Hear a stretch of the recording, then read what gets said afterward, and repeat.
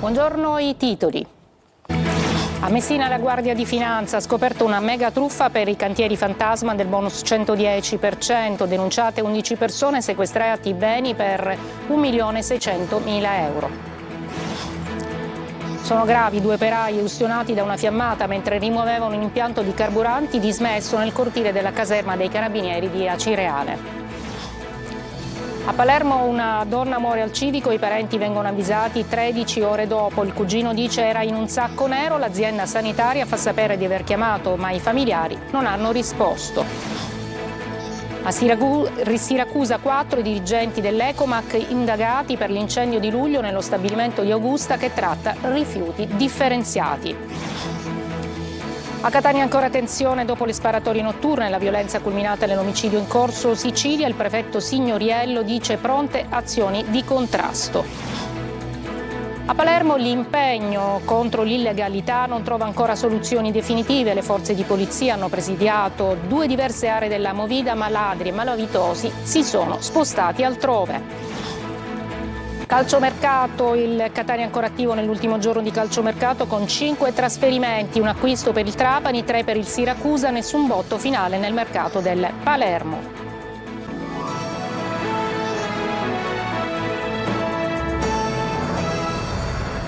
Buongiorno, benvenute e benvenuti a questa edizione del mattino del nostro telegiornale. Apriamo con una notizia, un ennesimo incidente mortale stradale. A Palermo 2 giovani di 27 e 22 anni infatti sono morti la scorsa notte in un incidente intorno alle 3 nel sottopasso di via Belgio nella carreggiata in direzione di Catania.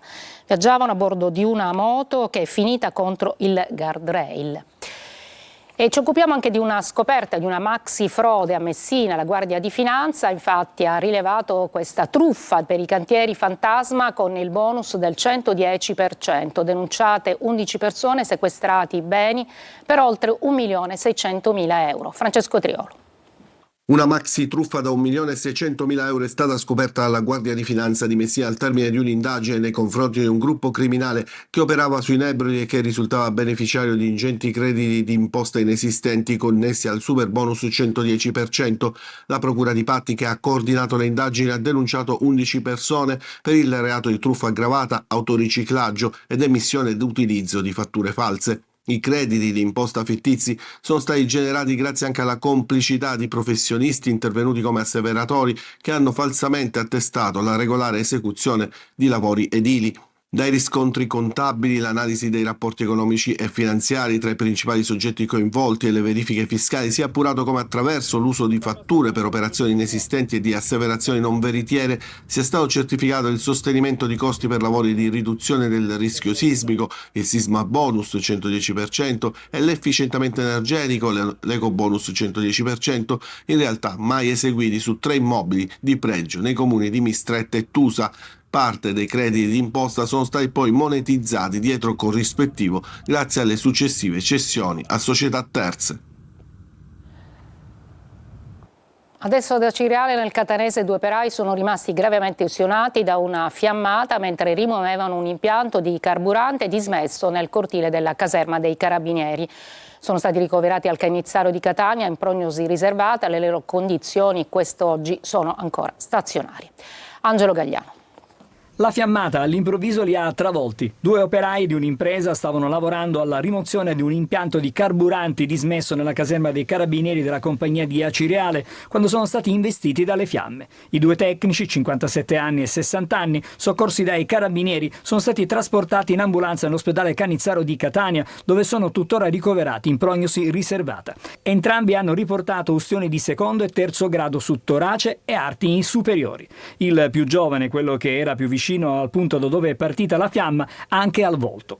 Dopo essere entrati al trauma center dell'ospedale Cannizzaro e presi in cura dagli specialisti del centro ustioni, sono stati trasferiti nel reparto di rianimazione. L'incidente è avvenuto in tarda mattinata, lavoravano da poco per un intervento dentro la caserma che era stato pianificato da tempo. Ancora da accertare le cause dell'ennesimo incidente sul lavoro. La provincia di Catania conferma la maglia nera per infortuni sul lavoro rispetto al resto dell'isola. Muore all'ospedale civico di Palermo, i parenti scoprono il decesso dopo oltre 13 ore. La denuncia del cugino della donna era in un sacco nero. L'azienda replica, abbiamo provato ad avvisare i familiari, ma non rispondevano al telefono. Marco Gullà. Abbiamo saputo della morte della nostra amata Rosa soltanto dopo 13 ore dal suo decesso. È la denuncia di un uomo, Giusto Santoro, cugino di una 62enne morta nella notte tra venerdì e sabato, poche ore dopo il ricovero al civico di Palermo. La donna si era sentita male a casa venerdì ed era stata portata dal 118 in ospedale, dove era stata ricoverata in terapia intensiva. Da quel momento Santoro non ha più avuto notizie, solo il giorno seguente ha raccontato, andando a trovarla in ospedale, ha scoperto che era morta. E poi alla fine un'anima pia, che non era neanche un medico, facendo delle indagini per conto suo, qualche telefonata e quant'altro, è riuscito a sapere che era morta durante la notte e che l'avevano portata alla camera mortuaria. Un lasso di tempo abbastanza consistente, oltre mezza giornata senza avere notizie della familiare, che invece era già morta. Faccio la parte dell'avvocato del diavolo. Hanno scritto male il mio numero, gli operatori del 118, chiamavano un altro numero, ma l'indomani non può trovare giustificazione che mi si dica non abbiamo nessuna paziente con questo nome. Il civico replica sostenendo che al numero di telefono fornito dai familiari nessuno rispondeva. Resta comunque il dolore dei parenti della donna. Andremo avanti, vogliamo sapere cosa è successo, dicono. Non voglio che altra gente passi lo straccio che abbiamo provato noi, entrando in camera mortuaria, trovando mia cugina, mia sorella per me, perché io l'ho chiamata sempre sorella, in un sacco nero, buttata da oltre 12 ore. I carabinieri di Messina hanno arrestato un 25enne per spaccio di droga durante un controllo agli imbarcaderi. Nell'auto del giovane, sbarcato da un traghetto che veniva da Villa San Giovanni, hanno trovato 2 chili di hashish suddivisi in 20 panetti e un altro involucro con mezzo chilo di cocaina. 4 dirigenti di Ecomac indagati per l'incendio di luglio nello stabilimento di Augusta. Sentiamo Francesco Aloi. Fiamme e fumo non ci sono più, ma il tempo non ha certo cancellato il grosso incendio che ha tenuto col fiato sospeso gran parte del siracusano. Sono 4 gli indagati, tutti dirigenti di Ecomac, lo stabilimento di smaltimento rifiuti distrutto dal fuoco ad inizio luglio. Gli avvisi di garanzia quindi sono partiti. Reato contestato a vario titolo, incendio colposo in concorso. Il lavoro di Nictas e Guardia di Finanza, coordinato dalla Procura, non si è mai fermato. Le indagini a tutto campo, mentre l'opinione pubblica era scossa, tutti preoccupati per le conseguenze del rogo alle porte di Augusta. Le ordinanze dei sindaci dell'Interland che invitavano a restare a casa. Nell'aria, infatti, l'ARPA aveva trovato presenza di diossine al di sopra della norma. E pensare che quello dello scorso luglio non è stato l'unico incendio che ha coinvolto Ecomac. Già nel 2022 un altro rogo, quasi fotocopia, e poi la scorsa settimana, anche se questa volta molto più circoscritto e domato quasi nell'immediato. L'azienda intanto è stata dissequestrata e consegnata ai titolari. Adesso a Catania, dove c'è ancora tensione dopo le sparatorie notturne e l'omicidio in Corso Sicilia, Luca Ciliberti ha sentito per noi il prefetto Signoriello. Sentiamo.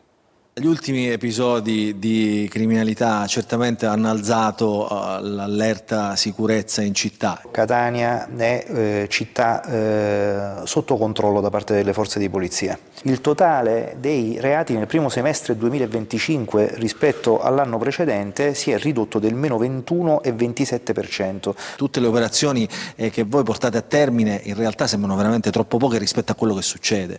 Diciamo è utopistico immaginare che le attività di prevenzione anticrimine possano non fare accadere nulla, diciamo che si previene la maggior parte dei reati, quelli che comunque avvengono devono richiedere risposte pronte, ma lei giustamente ha citato questo ultimo episodio, questo omicidio terribile, peraltro insomma in una zona di centro di Catania, eppure le faccio considerare come poi alla fine l'omicida, o comunque presunto omicida fino alla conclusione delle attività giudiziarie in corso, cioè sia avvenuta a una distanza temporale così breve, cioè da fare capire che il sistema di risposta in realtà funziona. In tanti chiedono l'esercito, la presenza di più telecamere, può servire questo? Questi servizi che noi definiamo di prossimità vengono già normalmente disposti e infatti soprattutto nei fine settimana i servizi della Movida ci danno in termini operativi insomma grandi risultati.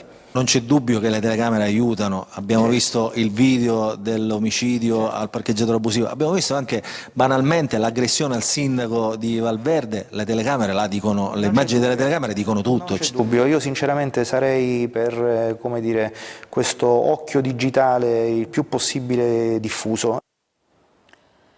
E non va meglio a Palermo perché prosegue l'allarme sicurezza. Nel fine settimana le forze dell'ordine cingono d'assedio 2 diverse aree della Movida, ma ladri e malavitosi si spostano altrove e danneggiano l'illuminazione pubblica per agire indisturbati. Maglio Viola.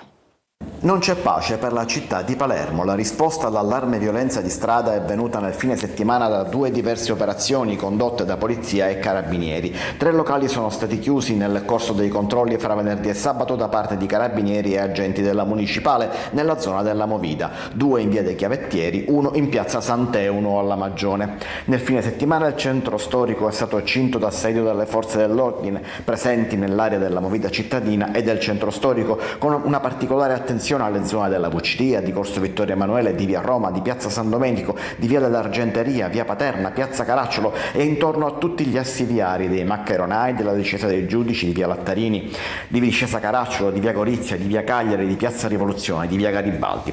Sono state complessivamente identificate ben 195 persone e 48 veicoli. Domenica invece è toccato alla borgata di Mondello essere cinta d'assedio e controllata sia sul fronte dello spaccio di stupefacenti che nel rispetto delle norme igienico-sanitarie.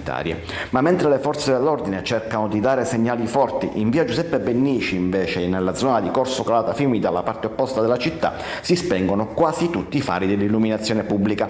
A causare il blackout, il furto dei cavi dell'impianto di illuminazione. La scorsa settimana un altro furto di cavi era stato scoperto nella zona di Acqua dei Corsari. Gli impianti di illuminazione nel tempo sono stati danneggiati in numerose altre vie. Un doppio problema, ovvero sia il danno economico che il buio che ne deriva e favorisce gli episodi di criminalità di strada. La scomparsa di Denise Pipitone, 21 anni dopo, i genitori Piera Maggio e Piero Pulizzi sono ancora alla ricerca della verità sulla scomparsa della figlia. Sentiamo Laura Spanò. Stai zitto.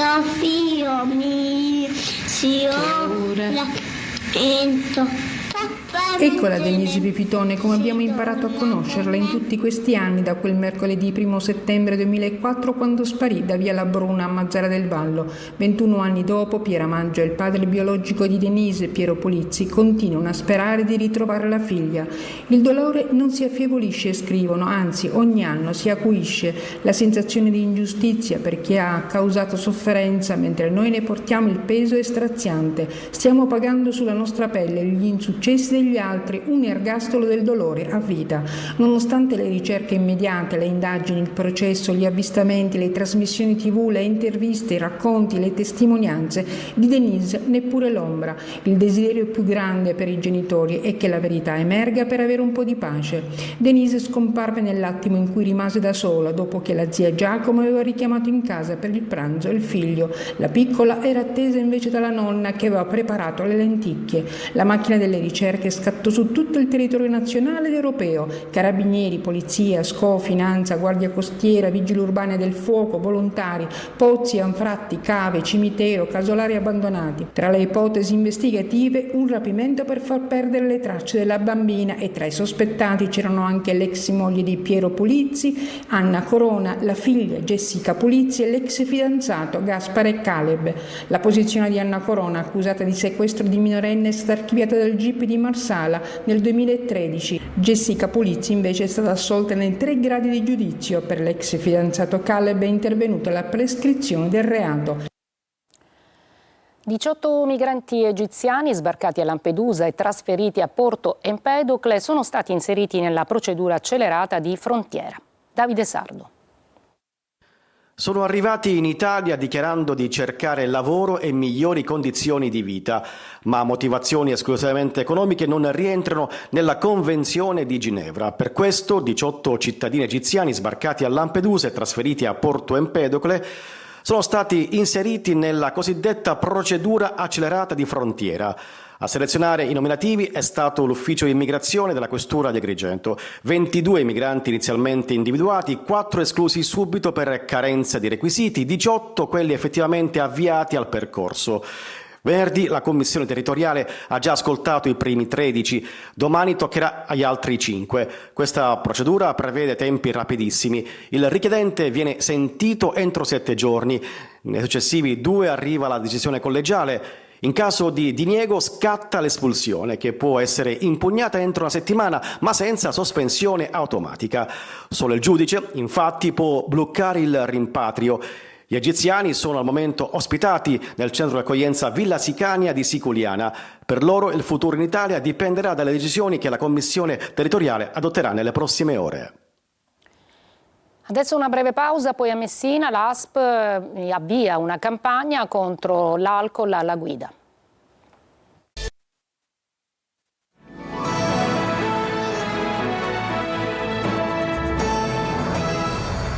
Oltre 10.000 kit per la misurazione del tasso alcolico sono stati distribuiti nel corso della campagna dell'ASP di Messina per promuovere maggiore sicurezza stradale tra i più giovani e salvare delle vite. Una campagna che ha coinvolto anche i locali notturni. Francesco Triolo.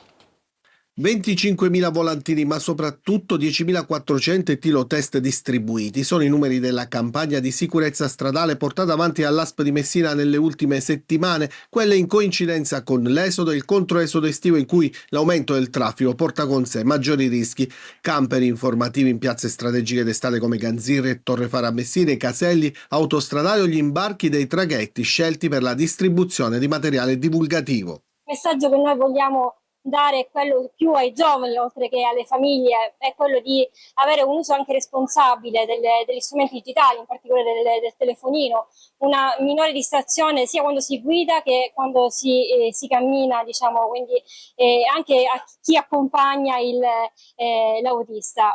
La risposta è positiva da parte di tutti, quindi della comunità, sia giovani che persone più adulte. La campagna ha lanciato un messaggio chiaro: guidare con prudenza e l'attenzione e il rispetto per sé e per gli altri può salvare delle vite, e particolare importanza ha rivestito la sensibilizzazione nei lidi e nei locali notturni nella zona nord di Messina. Anche il discorso della distribuzione degli alcol test a fine serata è stata una cosa che è piaciuta molto, è diventata anche un po' un gioco, ma allo stesso tempo è servita tantissimo a chi poi di fatto si è messo alla guida di capire effettivamente se era in condizioni o meno di guidare a norma di legge. Da metà settembre partirà quindi la seconda fase di educazione stradale, con attività educative nelle scuole secondarie e distribuzione dei kit per la misurazione del tasso alcolemico in alcune serate nei locali notturni. Con i quadri di Liolà firmati da Mario Incudine si è chiusa al Teatro dell'Efebo la 36esima settimana pirandelliana di Agrigento. Davide Sardo.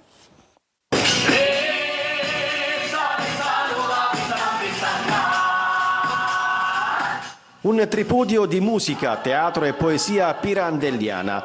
Gli spettacolari quadri di Liolà hanno chiuso al Teatro dell'Efebo di Agrigento la 36esima settimana pirandelliana davanti a un pubblico che ha tributato lunghi applausi. Lo spettacolo, firmato da Mario Incudine, ha offerto una rilettura intensa e coinvolgente del capolavoro pirandelliano, fondendo tradizione popolare e innovazione musicale. Per me è una grande gioia, perché Liolà è un personaggio intramontabile, è forse uno dei personaggi più belli di tutta la letteratura pirandelliana.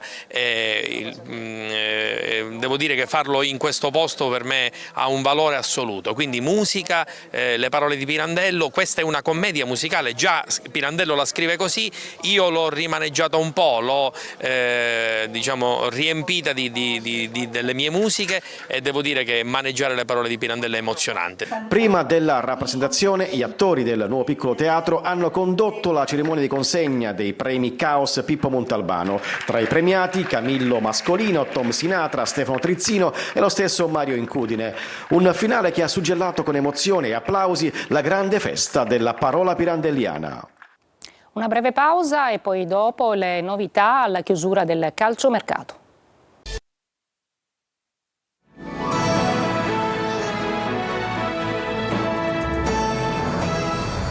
Nessun botto finale nel mercato del Palermo, la società rosanero però nei prossimi giorni potrebbe ingaggiare un portiere svincolato da affiancare a Joronen, Marco Gullà.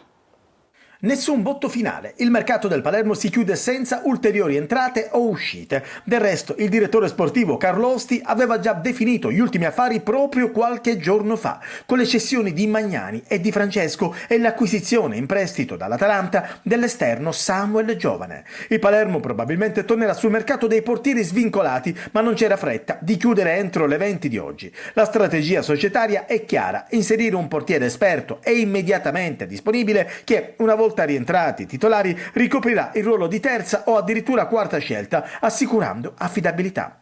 I nomi considerati restano quelli noti, oltre alla Manna sono ancora in lista Pisseri, Marcone e Perucchini, rimane inoltre sullo sfondo la possibile opzione Sepe. Resta il rosanero anche Verre, però da separato in casa. Il calciatore non rientra più nei piani del club. La squadra godrà ancora di qualche giorno di riposo dopo il pari interno con il Frosinone. La sosta per le nazionali permetterà ad Inzaghi di lavorare in serenità in vista della ripresa del campionato. Catania ancora attivo nell'ultimo giorno di calciomercato con 5 trasferimenti, un acquisto per il Trapani, 3 per il Siracusa. Sergio Colosi. 5 operazioni nell'ultimo giorno di calciomercato per il Catania capolista, completo in tutti i reparti, rinforzato e con un monte ingaggi ridotto del 25%. Ottimo il lavoro svolto da Pastore rispetto alla scorsa stagione, organico più forte a costi minori. Operazioni conclusive all'arrivo dell'attaccante Simone Leonardi, che ha firmato un contratto quinquennale prima del prestito alla Ternana. Le cessioni a titolo definitivo del difensore Tommaso Silvestri alla Triestina e a titolo temporaneo del centrocampista Giulio Frisen al Siracusa e dell'attaccante esterno Marco Chiarella alla Recanatese. Risoluzione consensuale con Diego Peralta, sfumato con la Juve Stabia lo scambio Buglio-Guaini. Buglio, trasferito al Catanzaro, si era accordato con il Catania, ma il club campano al momento della chiusura ha rifiutato la contropartita tecnica. Saltato anche il passaggio di Allegretto al Cerignola e il sostituto prescelto Frascatore dell'Avellino è passato alla Salernitana. De Rosa e Luperini rimangono sotto contratto ma fuori dal progetto rossazzurro. In caso di rescissione prima del mercato di gennaio potranno accasarsi soltanto in Serie D. 20° acquisto per il Trapani, che dalla Virtus Entella ha preso il difensore moldavo Andrej Motok, 23 anni, con una discreta esperienza in Italia. Chiusura con 3 arrivi per il Siracusa, oltre Frisen e il terzino Damiano Cancellieri dall'Avellino e il ritorno del portiere svincolato Silla. È tutto, la prossima edizione alle 14. Grazie per l'attenzione e buona giornata.